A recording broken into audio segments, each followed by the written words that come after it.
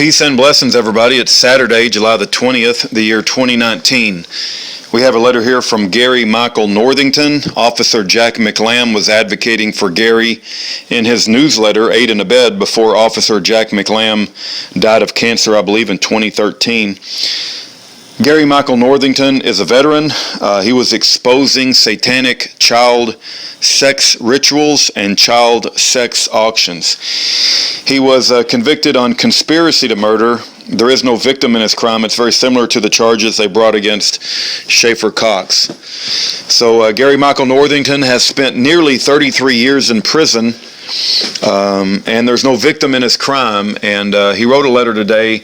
We've created a web page for Gary. I suggest you go to his web page when you get a chance if you want to learn about Gary, and I pray that you write Gary an encouraging letter and let him know that he has not been forgotten and that we love him. Gary Northington, he wrote it on July the 18th, 2019. It's titled, Here to Eternity. From here to eternity, what man does, what man sees, a man is where he wants to be. Your mind, soul, and spirit are where you choose them to be. You alone determine where you are enslaved or free. Whether you are enslaved or free. No other man has jurisdiction over your choices unless you allow it to be. You are a sovereign by design because you were made in the image of the Creator God and the ultimate sovereign. Holy Bible, Genesis 1:26, 9, 1 and 2. The United States Supreme Court ruled of this world that the sovereign, when traced to its source, must be found in the man. At Alden versus Maine, 527 U.S. 706, 785, 1999. This is a natural right, the right to choose. In The Wizard of Oz, the Cowardly Lion, the Scarecrow, the Tin Man are the example of a gutless, ignorant, and spiritually lost people who had put themselves in a box of their own making to limit their existence. Someone, these three persons that they lacked, courage, a mind, and a heart. An obstructionist had limited the existence of these three with foolishness in the public fool system and the public propaganda of the ultra-left. A waiver of a right is an intentional relinquishment or abandonment of that right. Johnson versus Zerbst, 304 U.S. 458, 464, 1938. Dorothy and the Ruby Slippers are the example that a person must voluntarily give up, waive personal sovereignty because it could not be forcefully taken by the wicked witch. No one can make your choices unless you allow them to do so. Dorothy still had a free mind, soul, and spirit despite the physical imprisonment. It's your choice to overcome the obstructionist. Walk with wise men and you will become wise. Be a companion of fools and you will become a fool. Holy Bible, Proverbs 13:20.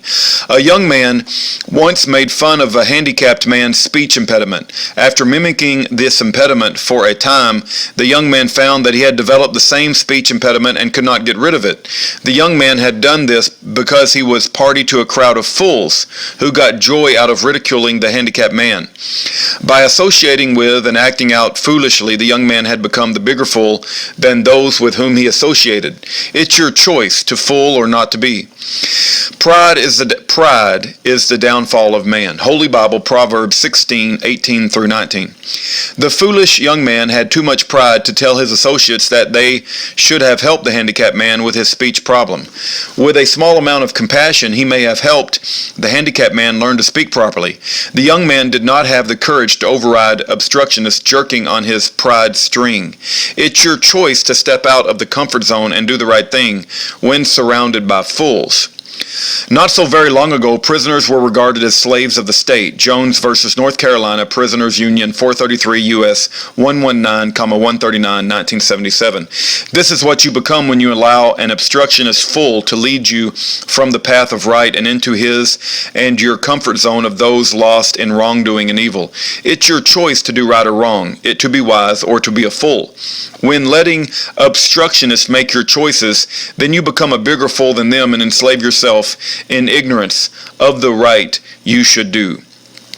Copyright 1970, Gary M. Northington.